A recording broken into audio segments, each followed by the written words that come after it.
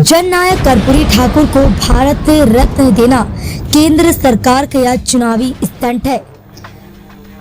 केंद्र सरकार को कर्पूरी ठाकुर के फार्मूले को लागू करना ही सच्ची श्रद्धांजलि होगी। जब से जननायक कर्पूरी ठाकुर को सर्वोच्च नागरिक सम्मान भारत रत्न देने की घोषणा मोदी सरकार ने की है, तब से राजनीतिक भूचाल से आ गया है। इसी मुद्दे को लेकर लखनऊ पसमानदा मुस्लिम समाज के राष्ट्रीय अध्यक्ष पूर्व मंत्री अनीस मंसूरी ने कहा कि जननायक कर्पूरी ठाकुर के फार्मूले को केंद्र सरकार को लागू कर देना चाहिए था, जबकि 2014 से अब तक आप सत्ता में हैं। अब 2024 लोकसभा चुनाव में लाभ देने के लिए भारत रत्न देने की घोषणा की है।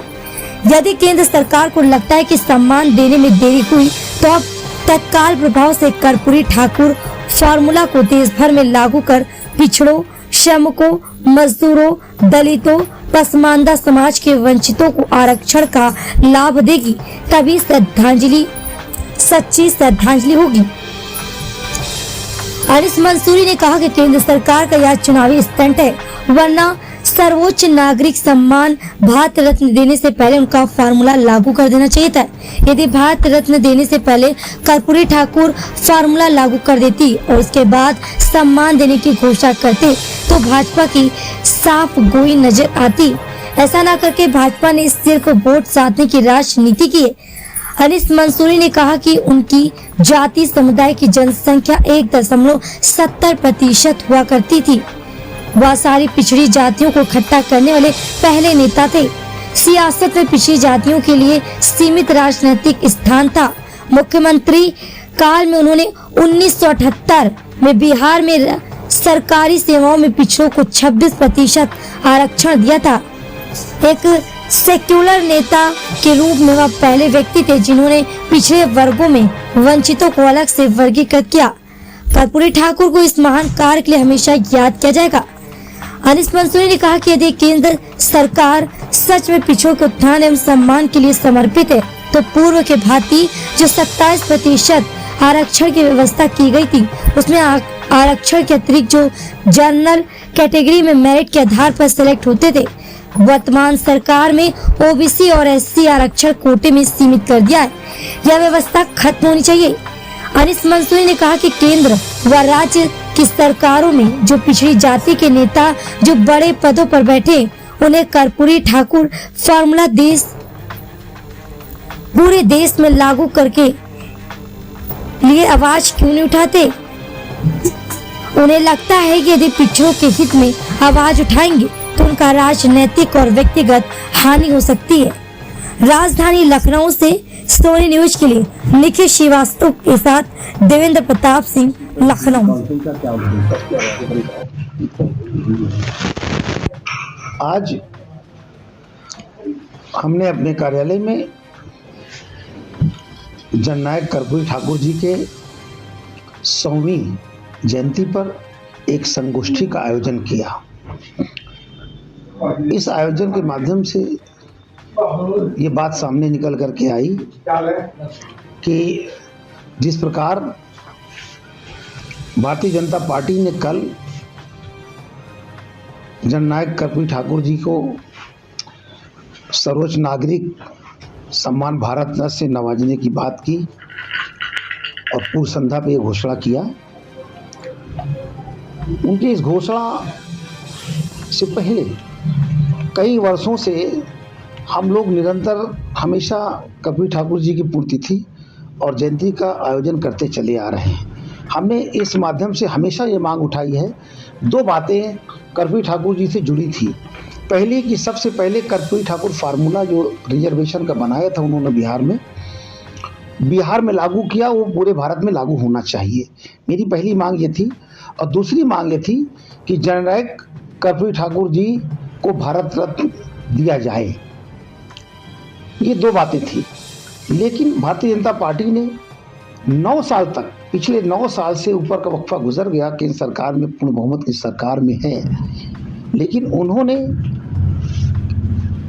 कर्पूरी ठाकुर जी के सम्मान में ना तो उन्होंने भारत रत्न दिया और ना ही कर्पूरी ठाकुर फार्मूला लागू किया। अब 2024 का चुनाव जब इंडिया गठबंधन मजबूती से चुनाव लड़ने जा रहा है, ओबीसी वोट गठबंधन की तरफ मुखातिब हो रहा, तो ऐसे में भारतीय जनता पार्टी ने आनन फानन में एक बिहार के राजनीति को मद्देनज़र उन्होंने ये चुनावी कार्ड खेला कि उनको भारत रत्न देने से शायद ओबीसी जुड़ जाएगा।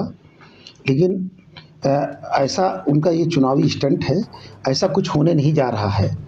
भारतीय जनता पार्टी के इस चाल को देश की जनता अच्छी तरह समझती है कि उनको सम्मान देना एक चुनावी इनका गुड़ा भाग है।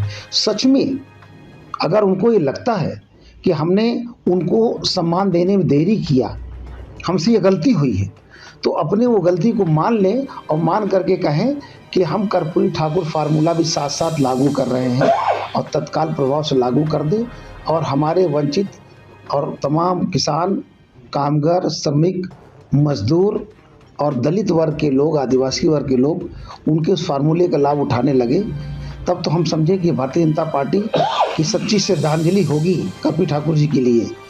अगर वो कर्पूरी ठाकुर फार्मूला लागू नहीं करते, सम्मान देने से हमारा विकास नहीं होना है और उनकी बात जो उन्होंने सपना देखा था, उसको सपना पूरा करना चाहिए था। सपना तो आपने पूरा नहीं किया, आपने उनको सम्मान दे करके पल्ला झाड़ लिया। इसलिए हम चाहते हैं उन्हें सम्मान तो मिलना ही चाहिए, उसके पहले वो तैयारी करके कर्पूरी ठाकुर फार्मूला लागू करें, लोगों को इसका लाभ हो सके। और दूसरी बात ये कि जो पार्टी के अंदर जिस तरह बैठे पिछड़े वर्ग के नेता, डिप्टी सीएम हो, चाहे वो पार्टी के और भी आला नेता पार्टी से आते हैं, वो केवल कुर्सी की लोलुपता में एकदम बेखबर हैं। जिस तरीके से आज प्रदेश के अंदर, देश के अंदर बैकवर्ड यानी पिछड़े मुसलमानों के तलफी की जा रही है, उनके रिजर्वेशन को डाला जा रहा है। 27% जो रिजर्वेशन मंडल कमीशन के तहत मिलता था, जो दलितों का रिजर्वेशन था, उसके अलावा पहले जो बच्चे हमारे मेधावी होते थे, वो अच्छे नंबर लाते थे, वो जनरल कैटेगरी में उनका सिलेक्शन होता था। लेकिन इस सरकार एक तरफ तो पिछड़े वर्ग के लिए रागल आप रही है, घड़ियालू आंसू फेंकती है, और दूसरी तरफ उसको समाप्त कर दिया कि अब आप 27% बैकवर्ड और दलित के रिजर्वेशन के कोटे के अंदर ही रह सकते हैं, बाहर नहीं जा सकते।